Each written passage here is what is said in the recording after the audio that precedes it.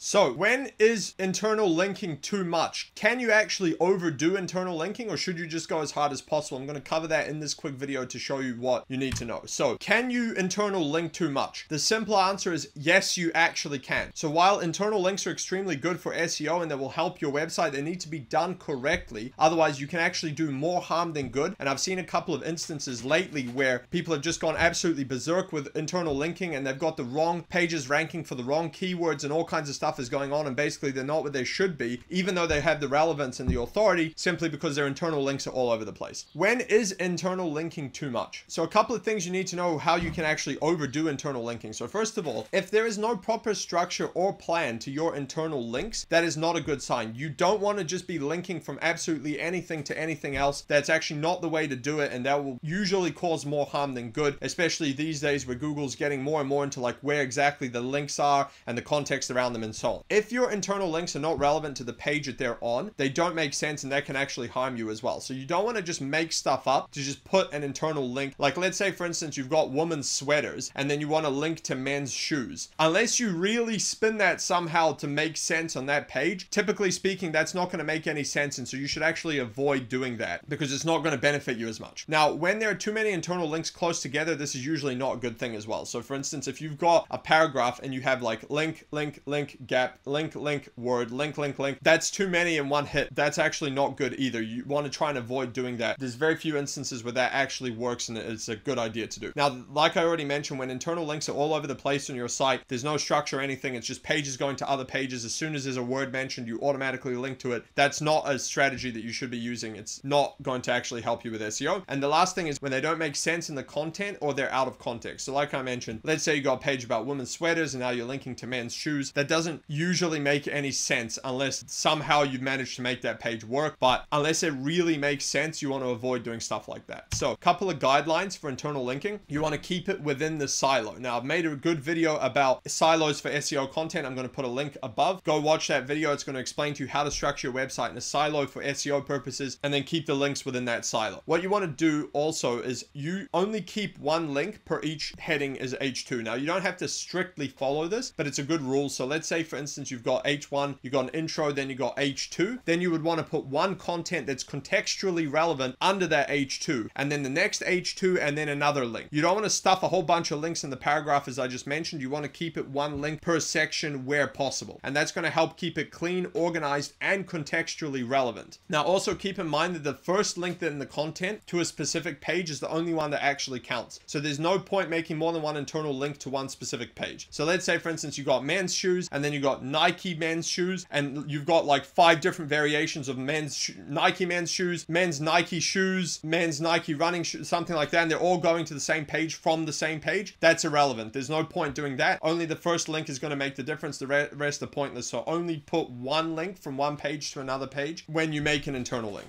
What you also need to make sure is that the correct anchor text links to the correct page. It should be the page that you want to rank for that specific keyword, and that this is the same across the whole website. I've seen numerous instances where people have one page that's ranking for a keyword, then they got an internal link going to another page, and then on another page that same anchor text internal link going to a third page as well. That's just going to create chaos. It's going to mess up your relevance for that specific page, and it's going to confuse Google, and you're not going to rank as high. So make sure that you're very consistent with what keywords are ranking to what page across your whole website. You also need to make sure that the link placement is contextually relevant. I've now mentioned this a few times in this video, so I think you get the point, but you want to make sure that it's contextually relevant, and the way to do that is to make sure that it's under the appropriate heading that actually makes sense for that link. So let's say for instance, if I had a page about SEO, I wanted to link to my page about SEO agency, that I want to rank for the keyword SEO agency. You wouldn't want to have like SEO agencies to avoid and then link to my page about my SEO agency. Contextually, that's a problem. So that's an example of how I would not do an internal link. The last thing is you need to be very careful about linking similar anchor texts to different pages. So for instance, if you've got like, let's say for instance, Shopify SEO and then Shopify SEO service, technically those could link to 2 different pages, but you need to be very careful about what variations you're using to each one of those, because they can easily cannibalize each other and you have the wrong page ranking or no page at all. So be very, very careful when you're using similar anchor texts going to different pages for different purposes. You need to be very, very consistent and very deliberate about how you're going to do that so that you don't cause problems. So that's it for this video. This is an overview of how to do internal linking properly and not overdo it. If you'd like me to coach you on how to do SEO or Google ads for only $49 a month, go to learndominatemarketing.com. And if you'd like us to do the SEO or Google ads for you with guaranteed results, go to dominatemarketing.io, book a call with us there. Catch you on the next one.